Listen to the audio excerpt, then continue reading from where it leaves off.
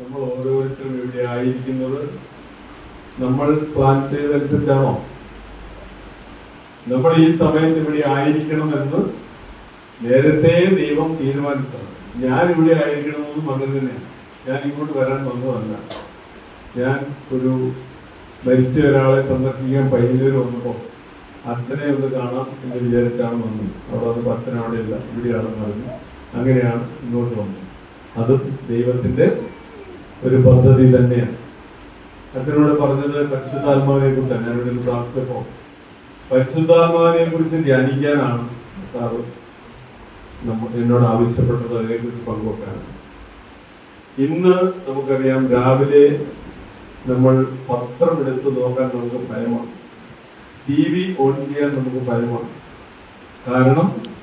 കാരണം തോന്നി അറിയത്തില്ലേ? ഇല്ലേ? ഇന്നത്തെ തലമുറകൾ പരിശുദ്ധാത്മാവ് നഷ്ടപ്പെട്ട് അഭിഷേകമില്ലാതെ ദുരാത്മാക്കളുടെ പിടിയിൽ അമരുകയാണ്. എല്ലാവരുമല്ല, നല്ലൊരു ശതമാനമാണ്. ഒരിക്കലും കേട്ടിട്ടില്ലാത്ത തരത്തിൽ സത്യത്തിൽ രാവിലെ പേപ്പർ എടുത്ത് നോക്കാൻ തന്നെ ഭയമാണ്.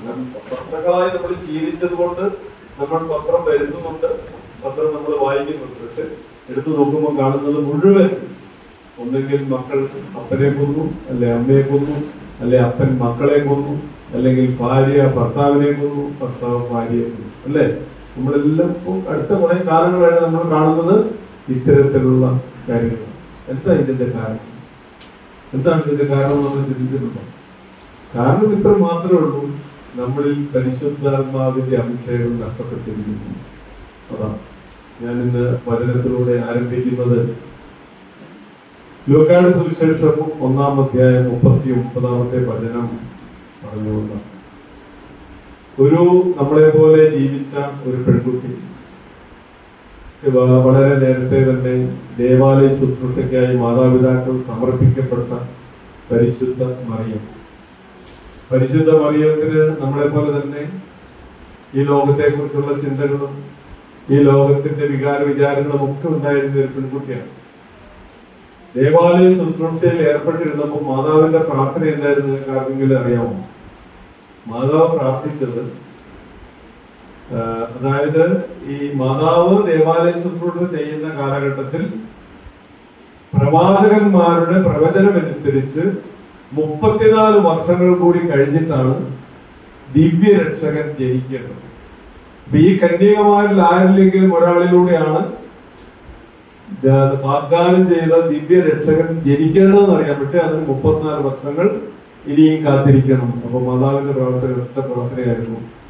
ആ ദിവ്യരക്ഷകനെ ഗർഭം ധരിക്കാനിരിക്കുന്ന ആ കന്യകയെ ഒരു നോക്ക് കാണാനുള്ള ഭാഗ്യം, എന്റെ ആയുസ്സിൽ ഒരു നോക്ക് കാണാനുള്ള ഒരു ഭാഗ്യം എനിക്ക് നൽകണമേ എന്ന് പ്രാർത്ഥിച്ച ഒരു വ്യക്തിയാണ് ആര്? പരിശുദ്ധ മറിയം. ആ പരിശുദ്ധ മറിയത്തെയാണ് ദൈവം തിരഞ്ഞെടുത്തത്. പ്രവാചകന്മാരുടെ പ്രവചനങ്ങൾ മുഴുവൻ തെറ്റിച്ചുകൊണ്ടാണ് അങ്ങനെ സംഭവിച്ചത്. അപ്പോൾ പ്രായപൂർത്തിയായി പരിശുദ്ധ മറിയത്തെ പിന്നെ ദേവാലയത്തിൽ അന്നത്തെ യഹൂദ നിയമം വെച്ചിട്ട് നിർത്താൻ കഴിയാത്തത് കൊണ്ട് വീട്ടിലേക്ക് പറഞ്ഞയച്ചു. ഒരുപാട് ചരിത്രങ്ങൾ അതിനെ സംബന്ധിച്ചുണ്ട്.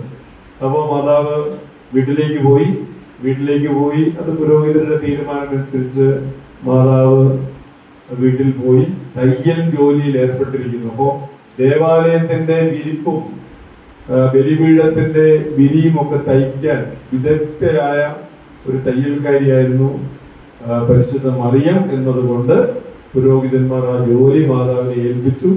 അത് തയ്ച്ചുകൊണ്ടിരിക്കുമ്പോഴാണ് ഇപ്പൊ നമ്മൾ പറഞ്ഞ വചനം മാതാവിന്റെ ജീവിതത്തിൽ സംഭവിക്കുന്നത്. മാതാവിന്റെ അടുത്തേക്ക് മാലാഖ വന്നിട്ട് എന്താ പറഞ്ഞത്?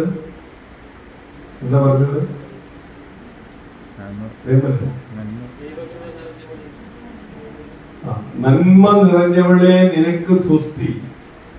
ദൈവദൂതൻ സ്വർഗത്തിൽ നിന്ന് വന്ന് ഒരു മനുഷ്യ സ്ത്രീയോട് പറഞ്ഞ വാചകമാണ്, നന്മ നിറഞ്ഞവളെ നിനക്ക് സ്വസ്തി, കർത്താവ് നിന്നോടുകൂടെ. പിന്നെന്താ പറഞ്ഞ? നീ ഗർഭം ധരിച്ച് ഒരു പുത്രനെ പ്രസവിക്കും. അപ്പോ മാതാവ് കൊടുത്ത മറുപടിയാണ് വളരെ പ്രസക്തം. മാതാവ് കൊടുത്ത മറുപടി എന്താ? ഇതാ കർത്താവിന്റെ ദാസി, നിന്റെ ഹിതം എന്നിൽ നിറവേറട്ടെ. ആ നിമിഷം മുതൽ മാതാവ് ആരായി? പിതാവായ ദൈവത്തിന്റെ ഒരടിമയായി മാറി, ദാസിയായി മാറി. ഇനി എനിക്ക് എന്റെ മേൽ ഒരു ആഗ്രഹങ്ങളുമില്ല, എന്റെ ജീവിതത്തിൽ ഒരു ആഗ്രഹമില്ല, ഒരു പ്ലാനില്ല, ഒരു പദ്ധതിയില്ല, ഒന്നുമില്ല. എല്ലാം പിതാവിന്റെ പ്ലാനും പദ്ധതിയും ആഗ്രഹവുമാണ് ഇനി എന്റെ ജീവിതത്തിലെ ആഗ്രഹം. അതല്ലേ മാതാവ് പറഞ്ഞതിന്റെ അർത്ഥം? അല്ലെ, ഇതാ കർത്താവിന്റെ ദാസി, നിന്റെ ഇഷ്ടം എന്നിൽ നിറവേറട്ടെ. അതുകൊണ്ടാണ് മാതാവ് ഈ ഗാഗുൽത്താ മലയിൽ ഈശോ വളരെയധികം ക്രൂരമായി മുറിവേൽപ്പിക്കപ്പെട്ട് പീഡാകലുഷിതമായി കുരിശിന്റെ വഴിയിലൂടെ യാത്ര ചെയ്തപ്പോഴും ഈ അമ്മയ്ക്ക് ഒരു തലകറക്കമോ പരവേശമോ ബോധക്കേടോ വല്ലതും ഉണ്ടായോ? ഉണ്ടായിട്ടില്ല. കാരണം എന്താണ്? മാതാവിന് കൃത്യമായിട്ട് അറിയാം, എനിക്ക് എന്റെ ഇഷ്ടമനുസരിച്ചല്ല ഈ നടക്കുന്നത്, പിതാവായ ദൈവത്തിന്റെ ഇഷ്ടമനുസരിച്ചാണ് എന്ന് മാതാവ് പിതാവിന്റെ മുമ്പിൽ നിന്ന് ആദ്യം പറഞ്ഞ പ്രത്യുത്തരിച്ച വചനമാണ്. അതുകൊണ്ടാണ് ഈ മാതാവിന് അപ്പൊ എന്താ സംഭവിച്ചത്? ഇതാ കർത്താവിന്റെ ദാസി എന്ന് പറഞ്ഞപ്പോ എന്താ സംഭവിച്ചത്? പരിശുദ്ധാത്മാവ് അവളുടെ മേൽ വന്നു. അപ്പൊ ഞാൻ പറഞ്ഞു വന്നത് ഇതാണ്, പരിശുദ്ധാത്മാവ് നമ്മളുടെ മേൽ വരണമെങ്കിൽ ഒറ്റ കാര്യമാണ്, ഒരു യോഗ്യത മാത്രമേ നമുക്ക് ആവശ്യമുള്ളൂ. എന്താണ്? ഇന്ന് നമുക്കില്ലാത്ത ഒരു കാര്യമാണ്. എന്താണത്? എളിമ എന്ന് പറയുന്ന ഒരു സാധനം നമുക്കുണ്ടോ? ഞാൻ ഒരുപാട് പേരെ കൗൺസിൽ ചെയ്യുന്നതാണ്. എല്ലാ ആളുകളും വന്ന് പറയുന്നത് എന്താണ്? ഒരിക്കലും പരിഹരിക്കാൻ പറ്റാത്ത പ്രശ്നമാണ് വീട്ടിൽ. എന്താ? ഭർത്താവിന്റെ മദ്യപാനം, അല്ലെങ്കിൽ ഭാര്യയുടെ മുൻകോപം, അല്ലെങ്കിൽ മക്കളുടെ ദുർനടപ്പ്. ഇതിനൊക്കെ പരിഹാരമുണ്ടോ? ഒരു പ്രാർത്ഥനക്കാരന്റെ അടുത്തോ ഒരു കൗൺസിലിന്റെ അടുത്തോ വന്ന് പറഞ്ഞിട്ട് ഒരു പരിഹാരം ഇതിനില്ല. അച്ഛന്റെ അടുത്ത് വന്നാൽ അച്ഛൻ പ്രാർത്ഥിക്കും, തീർച്ചയായിട്ടും പ്രാർത്ഥിക്കും, അച്ഛൻ ഉപദേശിക്കും. പക്ഷെ പിന്നെയും ചങ്കരൻ. എന്താ കാരണം? പരിശുദ്ധാത്മാവില്ല. പരിശുദ്ധാത്മാവ് ഉണ്ടെങ്കിൽ മാത്രമേ, പരിശുദ്ധാത്മാവ് നമ്മളെ വന്നാൽ മാത്രമേ ഒരു ദാസ്യ മനോഭാവത്തിലേക്ക് കടന്നു വരികയുള്ളൂ. ദാസൻ എന്ന് പറഞ്ഞാൽ അറിയാമല്ലോ, പണ്ട് കാലത്തൊക്കെ നമ്മൾ പഠിച്ചിട്ടില്ലേ സ്കൂളിലൊക്കെ, അടിമത്വം, അടിമയുണ്ടായിരുന്ന കാലത്ത് അടിമകളെ വിളിക്കുന്ന പേരാണ് ദാസൻ. ദാസി എന്ന് പറയുന്നത് അടിമകളെ വിളിക്കുന്നതാണ്. അതുകൊണ്ടാണ് പിതാവായ ദൈവത്തിന്റെ മുമ്പിൽ പരിശുദ്ധ മറിയം പറഞ്ഞത്, ഇതാ കർത്താവിന്റെ ദാസി. യോയേൽ പ്രവാചകന്റെ പുസ്തകത്തിൽ നമ്മൾ വായിക്കുന്നത് എന്താ? ആ നാളുകളിൽ എന്റെ ദാസന്റെയും ദാസിയുടെയും മേൽ എന്റെ ആത്മാവിനെ ഞാൻ വർഷിക്കും എന്ന് പറഞ്ഞാൽ നിങ്ങൾ മനസ്സിലാക്കിക്കോ, ജീവിതത്തിൽ ഒരിക്കലും നിങ്ങൾ ഒറ്റ കാലിൽ നിന്ന് 101 ദിവസം പ്രാർത്ഥിച്ചാലും നിങ്ങൾ എളിമപ്പെടുന്നില്ലെങ്കിൽ, ദാസ്യ മനോഭാവത്തോടെ ഒരു ദാസനും ദാസിയുമായി മാറുന്നില്ലെങ്കിൽ ഒരിക്കലും പരിശുദ്ധാത്മാവിന് വരാൻ സാധിക്കില്ല. പരിശുദ്ധാത്മാവിന് വരാനേ പറ്റില്ല. അതാണ് സത്യം. കാരണം എവിടെ നമ്മൾ ദാസ്യ മനോഭാവത്തോടെ വരുന്നോ അവിടെ മാത്രമേ പരിശുദ്ധാത്മാവ് വരികയുള്ളൂ.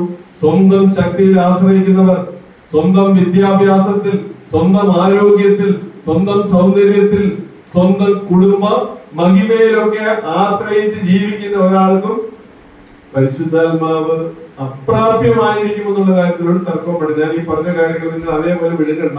നിങ്ങളുടെ ജീവിതത്തിൽ നിങ്ങൾ ഇത് പരിശോധിച്ചു നോക്കുക, ഞാൻ പറഞ്ഞത് ശരിയാണോ. കാരണം ദൈവത്തിന്റെ മുമ്പിൽ ഒരുപാട് ചരിത്രങ്ങളുണ്ട്, ഒരുപാട് വിശുദ്ധന്മാരുടെ ചരിത്രങ്ങൾ നോക്കുമ്പോൾ കാണാൻ സാധിക്കും. അവരെല്ലാം സ്വയം ശക്തിയിലും വിദ്യാഭ്യാസത്തിലും ബുദ്ധിയിലും ആരോഗ്യത്തിലും ഒക്കെ ആശ്രയിച്ച കാലഘട്ടത്തിലൊന്നും അവർക്ക് കർത്താവിനെ കണ്ടുമുട്ടാൻ കഴിഞ്ഞിട്ടില്ല. അവരെല്ലാം പരാജയപ്പെടുമ്പോഴാണ് ദൈവം ഇടപെടുന്നത്. പരാജയപ്പെട്ടപ്പോൾ മാത്രമാണ് എന്ത് സംഭവിച്ചത്? ദൈവത്തെ കണ്ടുമുട്ടണമെങ്കിൽ എല്ലാ പരാജയവും സമ്മതിച്ച് കർത്താവിന്റെ കാൽച്ചുവട്ടിൽ അതെല്ലാം അടിയറവ് വെച്ച്, കർത്താവേ ഇതാ ഞാൻ പൊടിയും ധൂളിയുമാണ്, ഞാൻ ഒന്നുമല്ല എന്ന് ഏറ്റു പറയുന്നിടത്ത് മാത്രമേ എന്തുണ്ടാവൂ?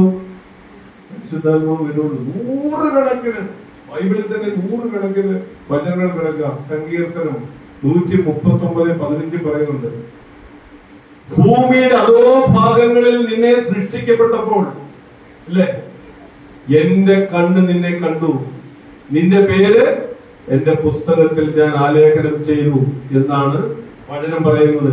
അപ്പോ നമ്മളൊക്കെ ജനിക്കുന്നതിന് നാളുകൾക്ക് മുൻപേ ദൈവം നമ്മളെ കാണുകയും നമ്മുടെ പേര് തന്റെ ഗ്രന്ഥത്തിൽ രേഖപ്പെടുത്തുകയും നമ്മളെ കുറിച്ചുള്ള പ്ലാനുകളും പദ്ധതികളും മുഴുവൻ ആസൂത്രണം ചെയ്ത നമ്മുടെ സൃഷ്ടാവായ നല്ല ദൈവം തീർച്ചയായിട്ടും നമ്മൾ ഒന്നുമല്ല. അതാദ്യം മനസ്സിലാക്കുക.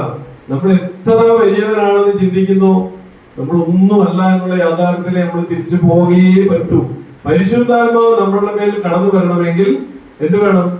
എളിമ എന്ന് പറയുന്ന പുണ്യം നമുക്ക് ഉണ്ടായേ പറ്റൂ. നമുക്കറിയാം കൂദാശകൾ, 7 കൂദാശകളുണ്ട്. എല്ലാ കൂദാശകളിലും എന്താ സംഭവിക്കുന്നത്? എല്ലാ കൂദാശകളിലും പരിശുദ്ധാത്മാവില്ലാതെ ഏതെങ്കിലും കൂദാശയുണ്ടോ? ഇപ്പോ സക്രാനിയിൽ ഇരിക്കുന്ന ഗോതമ്പപ്പം പരിശുദ്ധ കുർബാനയാകുന്നത് എങ്ങനെയാണ്? കൂദാശ വചനങ്ങൾ പുരോഹിതൻ ചൊല്ലിക്കൊണ്ട് പരിശുദ്ധാത്മാവെ കടന്നു വരണമേ എന്ന് പ്രാർത്ഥിക്കുമ്പോഴാണ് അവിടെ ഈശോയുടെ ശരീരവും രക്തവുമായി മാറുന്നത്. അല്ലേ? ആണോ? സംശയം അറിഞ്ഞത്. വിവാഹം എന്ന കൂദാശ, ജ്ഞാനസ്നാനം, തൈലലേപനം, വിവാഹം എന്ന കൂദാശ, പൗരോഹിത്യം എന്ന കൂദാശ, എല്ലാ കൂദാശകളിലും പരിശുദ്ധാത്മാവിന്റെ ആഗമനമില്ലാതെ, സാന്നിധ്യമില്ലാതെ ഒരു കൂദാശയും പരികർമ്മം ചെയ്യാൻ സാധിക്കില്ല. എന്ന് പറഞ്ഞാൽ നമ്മുടെ ജീവിതത്തിൽ തീർച്ചയായിട്ടും നമുക്ക് നമ്മുടെ ബുദ്ധിമുട്ടുകളും പ്രയാസങ്ങളും രോഗങ്ങളും ആകുലതകളും അസ്വസ്ഥതകളും അസമാധാനവും മാറണമെങ്കിൽ നമ്മുടെ ജീവിതത്തിൽ പരിശുദ്ധാത്മാവിന്റെ പ്രകടമായ സാന്നിധ്യം ഉണ്ടായേ പറ്റൂ. ഇല്ലെങ്കിൽ ഉണ്ടാവില്ല. ഇനി കൊടിയ രോഗത്തിൽപ്പെട്ട് നമ്മൾ സഹനത്തിലാണെങ്കിൽ ആ രോഗത്തിന്റെ വേദനകൾ സഹിക്കാൻ, ആ സഹനം നമുക്ക് സന്തോഷത്തോടെ ഏറ്റെടുക്കണമെങ്കിൽ എന്ത് വേണം? പരിശുദ്ധാത്മാവ്. നമുക്ക് ഒരുപാട് ഉദാഹരണങ്ങൾ ബൈബിളിൽ തന്നെയുണ്ട്. നമുക്കറിയാം കർത്താവ് 12 പേരെ തിരഞ്ഞെടുത്ത് ശിഷ്യന്മാരാക്കി, ഇല്ലേ? നമ്മളൊക്കെ ബൈബിള് വായിക്കുന്നവരല്ലേ? ബൈബിൾ എടുത്ത് തീർച്ചയായിട്ടും വായിച്ചു പോരാ.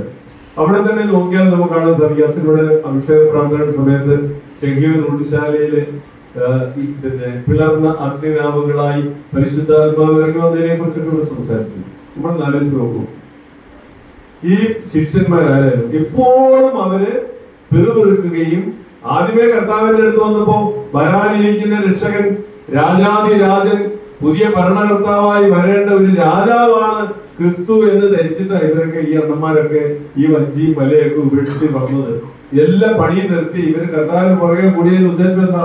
എന്തെങ്കിലും കർത്താവ് രാജാവാകുമ്പോ ഒരു മന്ത്രിയായിട്ടോ അല്ലെങ്കിൽ അവിടെ ഒരു നല്ലൊരു ഉദ്യോഗസ്ഥനായിട്ടോ ഒക്കെ ഇനി സുഖമായിട്ട് ജീവിക്കാം, അല്ലെങ്കിൽ പ്രവർത്തിക്കാം എന്നുള്ള ചിന്തയോടുകൂടിയാണ് അവർ ആദ്യം വരുന്നത്. പിന്നീടാണ് ക്രമേണ കർത്താവ് ഇവരോട് പറഞ്ഞ വചനങ്ങൾ കേട്ട് കർത്താവ് വലിയ ജനാവലിയോട് വചനം പ്രസംഗിച്ചതിന് ശേഷം ഈ ശിഷ്യന്മാരെ രഹസ്യമായി മാറ്റിയിരുത്തി മലയിൽ പ്രാർത്ഥിക്കാനൊക്കെ ഇവരെ കൂട്ടിക്കൊണ്ടുപോയി അവരോട് രഹസ്യമായി ഈ വചനങ്ങളുടെ അർത്ഥങ്ങൾ മുഴുവൻ വിവരിച്ചു കൊടുക്കുന്നൊക്കെ ഈ ബൈബിളിലുണ്ട്, ഇല്ലേ? ഉണ്ടോ? ഉണ്ട്. അപ്പോ കൃത്യമായി ഇവരെ ക്രമേണ നമ്മൾ LKG, UKG, 1ാം class, 2ാം class, 3ാം class ഇതുപോലെ ഇവരെ പഠിപ്പിച്ച് കൊണ്ടുവന്നിട്ടും അവസാനം ഇവരെ കർത്താവ് വലിയ പീഡാകലുഷമായ രീതിയിലൂടെ കർത്താവിനെ ക്രൂശിക്കാൻ വേണ്ടി ഗാഗുൽത്താ മലയിലേക്ക് കൊണ്ടുപോകുന്ന രംഗമൊക്കെ കാണും. ആരെങ്കിലും അവിടെ ഉണ്ടോ? ഈ ശിഷ്യന്മാർ ആരെങ്കിലും ഉണ്ടോ?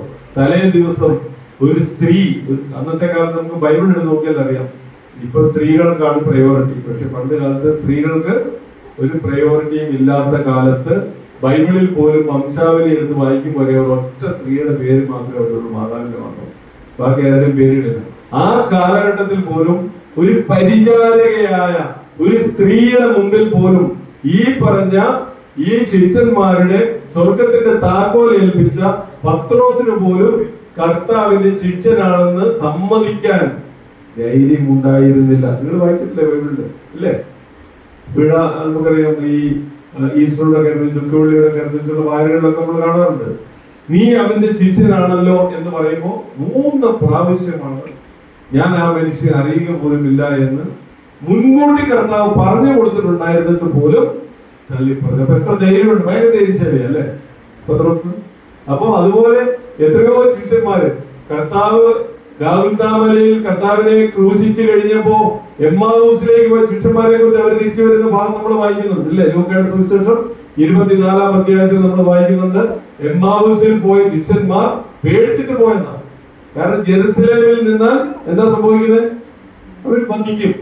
ബൈബിളിൽ തന്നെ ഒരുപാട് സ്ഥലത്തുണ്ട്. മത്തായിയുടെ സുവിശേഷം 23-ാം അധ്യായത്തില് ആ മലയിൽ ഇരുന്നുകൊണ്ട് കർത്താവ് ജെറുസലേമിനെ നോക്കിക്കൊണ്ട് മൂന്ന് ശിഷ്യന്മാരെ കൂടി ഇരുത്തിക്കൊണ്ട് ആ മലയെ നോക്കിക്കൊണ്ട് ജെറുസലേം ദേവാലയത്തെ നോക്കിക്കൊണ്ട് പറയുകയാണ്. എന്താ പറയുന്നത്? ജെറുസലേമേ ജെറുസലേമേ എന്താ പറയുന്നത്? നിങ്ങൾക്കറിയാ പറഞ്ഞു. പിടക്കോഴി തന്റെ കുഞ്ഞുങ്ങളെ ചിറകൻ കീഴിൽ അണയ്ക്കാൻ ആഗ്രഹിച്ചതുപോലെ നിന്നെ ഞാൻ എത്രയോ പ്രാവശ്യം എന്റെ ചിറകിൻ കീഴിൽ അണയ്ക്കാൻ ആഗ്രഹിച്ചു എന്ന് പറയുന്ന കൂടെ തന്നെ കർത്താവ് പറയുന്നുണ്ട്, നിങ്ങൾ ഈ ദേവാലയം കാണുന്നില്ലേ? ഈ ദേവാലയം കല്ലിന്മേൽ കല്ല് ശേഷിക്കാതെ ഇത് തകർക്കപ്പെടുന്ന സമയം വരുന്നു. ഞാൻ ഇതിനെ ബൈബിളൊക്കെ പഠിച്ചു വരുന്ന കാലഘട്ടത്തില് അച്ഛൻ പറഞ്ഞു, ഞാൻ